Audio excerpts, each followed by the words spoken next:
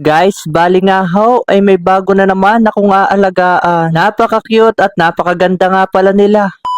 Bali nga ho, ay bago dumating yung aking bagong aalagaan, ay aking niredy muna ang kanilang mga lalagyan. Nilagyan ko nga ho ng kusot din sa metal na aray. Well coat, baka naman. Premium yarn. At ito pa ang kanilang mga kakailanganin. Ay talagang inihanda ko ang lahat bago dumating yung ating bagong aalagaan. Meron tayong sakto formula. Dahil wala akong makitang lagayan, aridala ang takalan ng bigas sa rice cooker.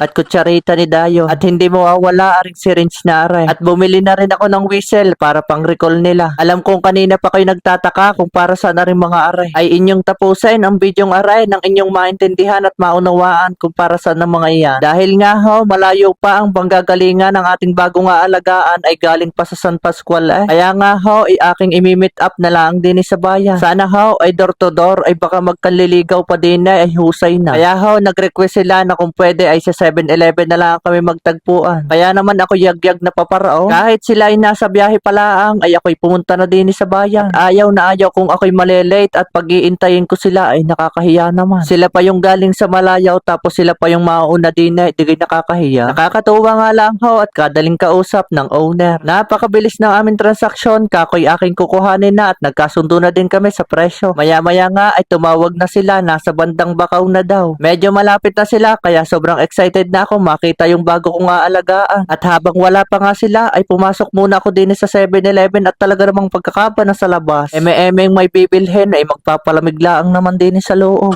At ako nga pala may dala pang sticker din sa wallet kaya bibigyan ko na din si kuya. At wag nyo na lang pansinin yung aking kuko at yan ay napitpit ng martilyo. Nung ako'y nagagawa ng aking kulungan ng mga manok na paragang katatapos lang ng eleksyon. At jumuti na nga ang ating mga ninong at ninang. At maya-maya nga ay tumawag na si kuya, nasa may Andox daw siya. Sabi ko ako'y nasa 7-Eleven. Hindi daw siya makakapunta din sa akin at may less po. Aray ko.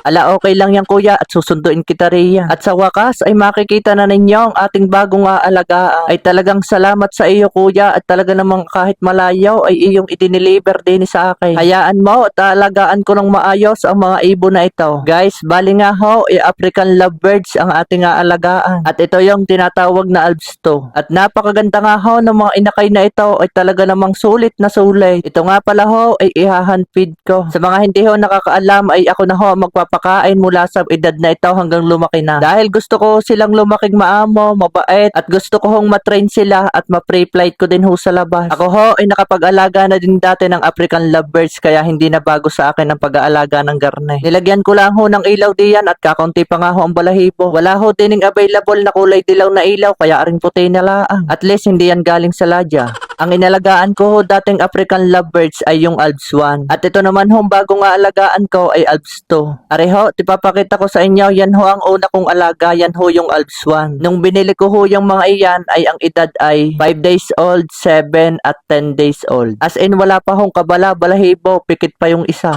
Pero napalaki ko naman ho silang tatlo. Nung nag-alaga ho ako niyan ay nagtatrabaho pa ako sa Santo Tomas. Kaya tuwing rest day ko ho ay aking pinapalipad yan sa labas. Arihot, ipapakita ko sa inyo. Hindi ko lang ho malagyan ng sound at may background music ho yan ay baka tayo makapiright. At ari naman ho ilang picture. Yan hong likod na nakikita ninyong bundok na iyan ay Mount Makiling. At dahil maingay na nga ho ari ating bagong bilay ay parang nagugutom na sila. At inihanda ko na nga ho ang kanilang pagkain. Ari nga pala ho yung sakto formula kanina. Ay kung sa bata ho, yan ho ay Cerelac. At kaunti nga lang ho ang aking tinimpla at hindi pa naman ho sila sanay sa garning pagkain. Kumbaga ho ay i-introduce pala ang natin sa kanila ang pagkain ng garning sakto formula. At ito nga ho ang unang pinakamahirap na gagawin pag ikimagahan feed. Yung unang pagpapakain sa kanila ng formula. Dahil hindi nga ho sila sanay at sanay sa subo ng mga magulang. Dahil hindi ko naman first time ito kaya aking nagagamay-gamay na. At pagka ko ho ipapakita ko din sa inyo yung isa ko pang hand feed din na parakit. Uri din ho siya ng parrot pero maliit na klase lang ho. Bali nga ho, ginamit ko lang diyan na pagkapakain ay yung kutsaritang maliit na iyo. Dahil hindi pa nga ho nila alam ang pagkain ng garne, kaya yung kutsarita muna ang gagamitin natin. Pero pag marunong na sila, ay yung syringe na ang ating gagamitin. Siguro ho, pinakamataas na yung 3 araw na garne ang pagpapakain ko. Pero sa paapat ay pwede na akong gumamit ng syringe at kilala na ho nila ang lasa ng formula. At sila na ho mismo ang hahabol sa syringe para kumain. Hayaan nyo at i-update ko kayo sa susunod kong mga video. Ay paano? Ay siya, bye-bye!